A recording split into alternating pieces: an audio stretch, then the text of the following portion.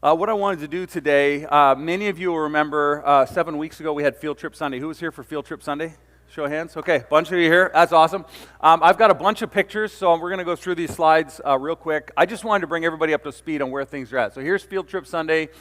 We did this on April 28th, 7 weeks ago. So if we'll go to the next slide, I'll just kind of walk through and talk about these. Right now we're at Rhema Christian School up in the top. On the southern tip of the city, right here, we have our property that we've purchased 3 years ago on Wallace Point Road. This is the aerial shot of the property. We have just under 5 acres of land on the southern tip of the city. We spent a little over a year developing a site plan with the city, which involved adding parking lot, stormwater management, septic, grading, all of the different components that the city needed for us to develop the property.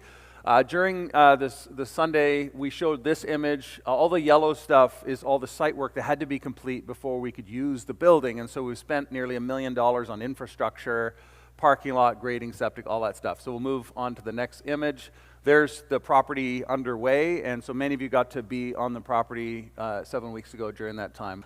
This is the existing building, is the yellow and the green areas. So we showed this on that Sunday, that we're opening what we're calling the West Wing. The purple part is what this is a future addition that we'll put on down the road, which will have a large auditorium.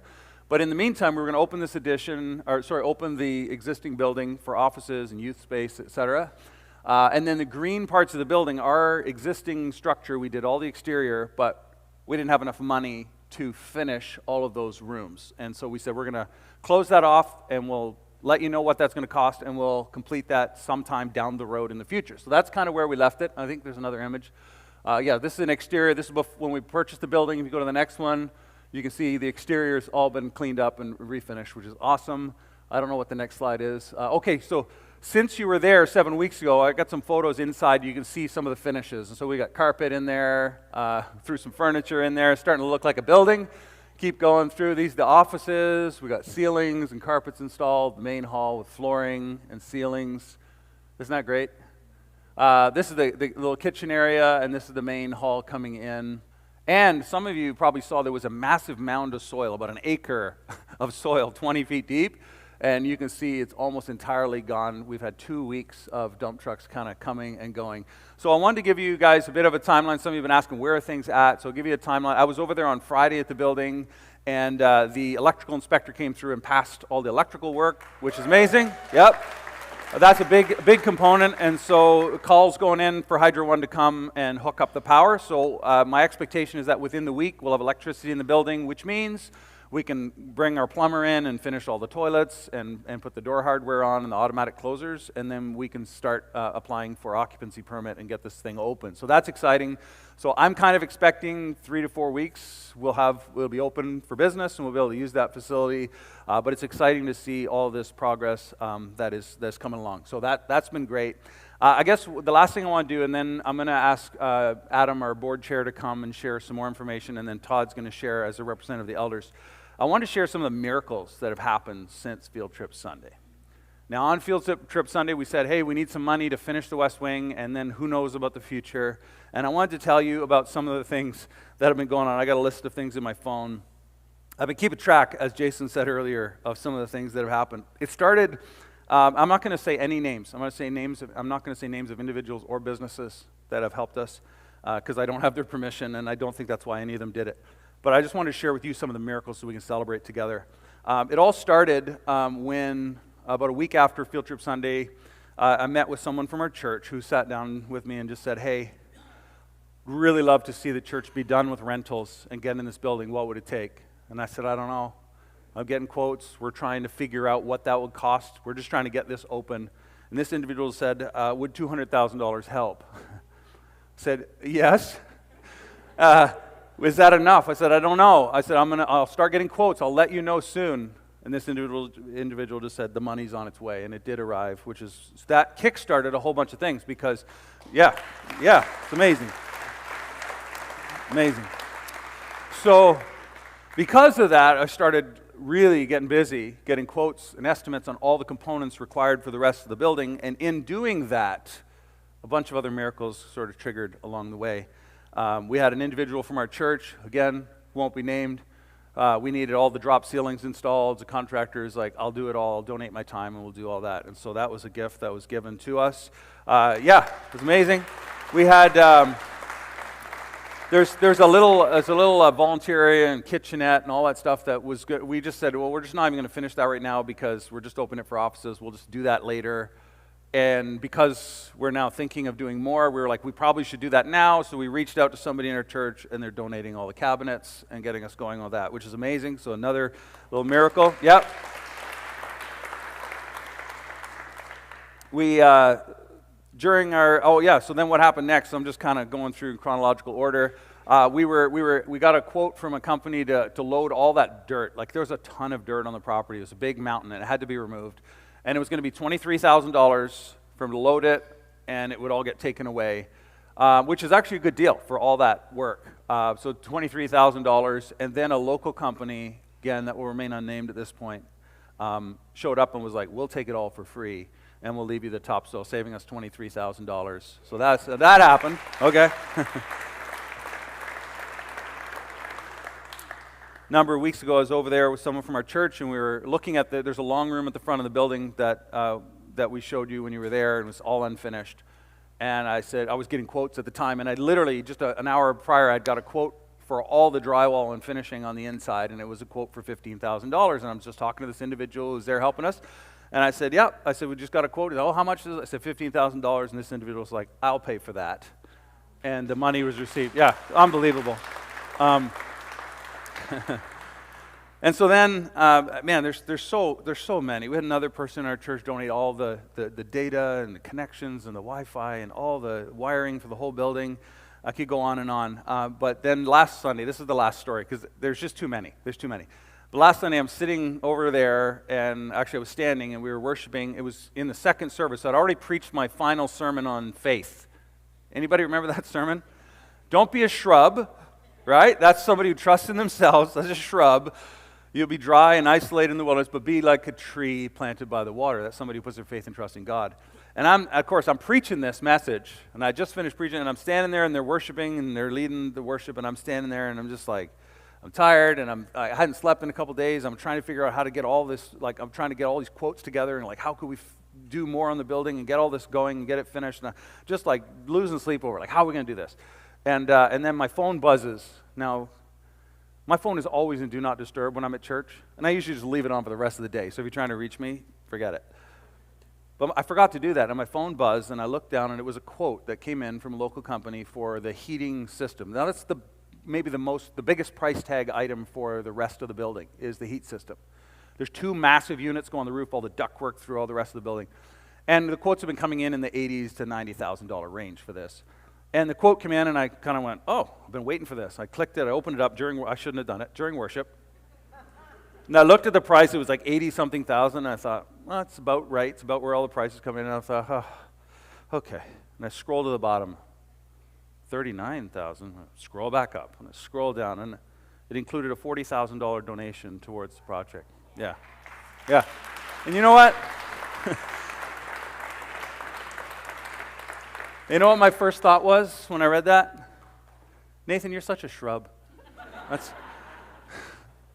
Because throughout the whole process, God has just continued to be faithful, continued to some of the donations and gifts we received that have helped us get here and is helping us get further hasn't even been from people in this church.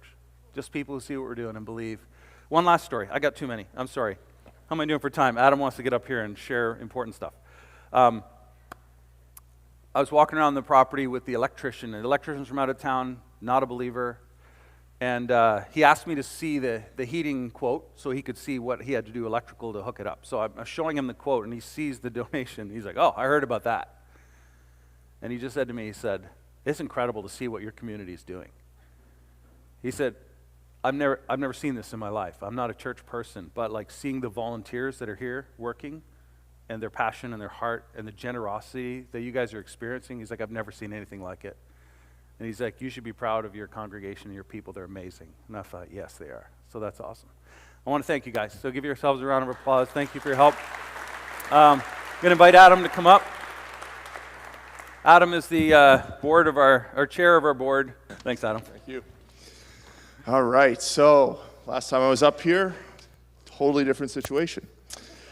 So the Board of Elders and the board and the elders met this past Monday with all the miracles that have been happening, and there's some big updates, obviously. So we approved the completion of all the exterior work for the building, which meets the city requirements for the site plan, so that'll be completed.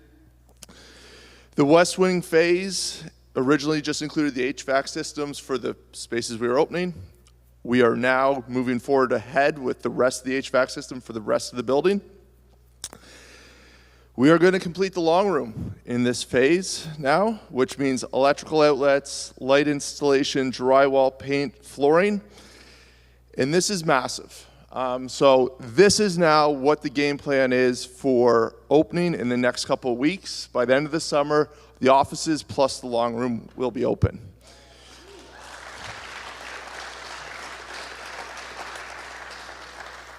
So this long room is pretty massive. If you want to throw that back up there, that long room is very massive as far as what the ministry can do now. We're able to hold 140 to 150 people on site with this room open, which means youth services. We're not going to be portable for youth come the fall, which is amazing.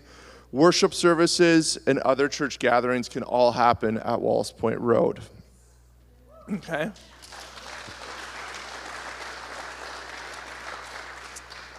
There's still a shade of green up there, so we are in the process of getting the quotes to understand what it's going to take to finish the old schoolhouse and finish the large main washrooms on site. And those quotes are coming in daily. So the ask, obviously our timelines have changed drastically. The last time I was up here, we just didn't know what the timeline looked like to open the long room, the schoolhouses, the old schoolhouse, and the main washrooms. That timeline has obviously moved up. So we estimate to finish the project, which includes furnishings such as chairs, lights, curtains, sound booth, staging, etc. It's going to take us about $95,000. Year to date, we are on track for our operational budget. And so thanks to you, we are achieving our mission of seeing people become devoted followers of Christ because of the operational budget and what you guys are able to give. So that $95,000 that we're asking for is over and above the regular givings, because we want to stay on target and stay on focus with what the mission of Pathway is. Raising these revenues will allow us to achieve the goal of the building, which is to no longer rent space and have one location for all of the ministries of Pathway. Our hope is that we can raise this money by September the 1st, 2024. And as the money rolls in, we will be executing with providing trades, the go-ahead, ordering chairs, lights, sound, etc. So the sooner that money comes in, the faster we can get things completed.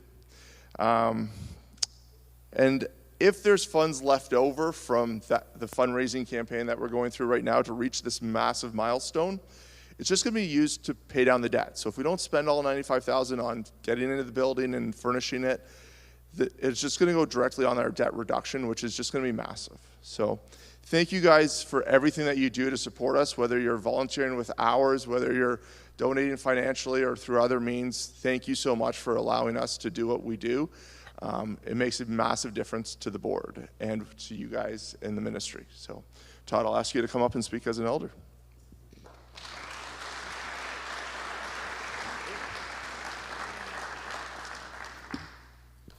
All right. I get to back clean up here. The last one, don't worry, there's not like 6 more speakers. It's just us. We're good. No, it's just been, as was said before, obviously I am on staff. I'm also one of the elders. But I'm speaking on behalf of the elders. Last Monday, the board of directors and the elders, we kind of meet together. We try and do it twice a year. Hopefully we can even do it more this year. But there's a few things that are just on our radar, and that's really helpful when you have the kind of financial side and the spiritual side of the church together. So some things that we wanted to talk about. First and foremost, we did want to recognize just a couple volunteers. There have been dozens and dozens of volunteers, and we can't name all of them. But I did want to name a few, and I think we have a couple pictures. One is Steve Wilkinson. he's basically way smarter and better at everything construction than all the rest of us. So he's been like the guy, our very first demo day, he was there. And he was there for most of the demo days. And then when we started building this thing back up, he's been there week in, week out. Nathan mentioned some of the things have been done. Ben Lalonde, the number of times that I've been walking in the building and I didn't know there was another person there, and I walk around a corner and almost run into Warren Morrison. It's been a lot. He's always painting trim or putting something that he's doing something. He just seems to always be there, even when I don't know he's there. Joseph Bull and Carlo painting through. Carlo Raponi was priming and painting all the ceilings and a bunch of the walls. He had some help too. So much work. And then I think I don't even know what pictures have been shown. Oh, we got staff pictures. Can we have the picture of Kelly and John? I think we have a really good picture of these two characters. I mean, gentlemen.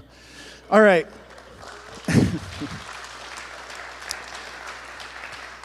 So these two, about a little over a year ago, when we just kind of got through all the permitting and site plan. Are we allowed to say hell from stage? Anyways, it wasn't pleasant. It was really long and painful, but then it's like it started, and Nate and I are trying to kind of steer the ship of the ministry, and all of a sudden there's all of this stuff. And Kelly was the first one that started organizing some volunteers. John was there soon after, and then I'm pretty sure they slept there. I think they've just lived there most of the past year. But they have been absolutely incredible, organizing volunteers and just doing anything, absolutely anything to help. So they've been absolutely incredible. So I want to just recognize those two as well this morning.